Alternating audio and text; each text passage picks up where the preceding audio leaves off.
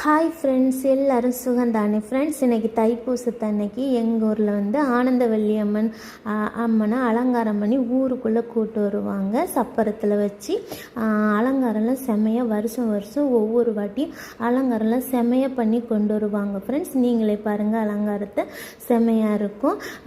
இப்போ சப்பரத்துக்கு முன்னாடி தேங்காய், பழம், வெத்தலை பாக்கு, சூடம், நம்ம நேச்ச பொருள் எல்லாம் இருந்துச்சுன்னா வச்சு சாமிக்கு படைச்சிட்டு நம்மளுக்கு பழமும் தேங்காயும் உடைச்சி தருவாங்க பிரசாதமாக ஃப்ரெண்ட்ஸ்.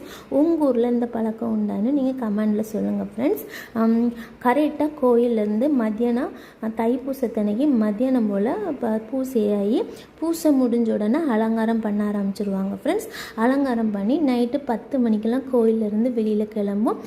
சப்பரத்தை வெளியில் கொண்டு வந்து ஒவ்வொரு தெருவாக, முக்கியமான ஒவ்வொரு தெருவாக கொண்டு வந்து லாஸ்ட்டாக திருப்பி ரிட்டன் கோயிலுக்குள்ளே கொண்டு போகிறதுக்கு காலையில் 6 மணி ஆயிரும் ஃப்ரெண்ட்ஸ்.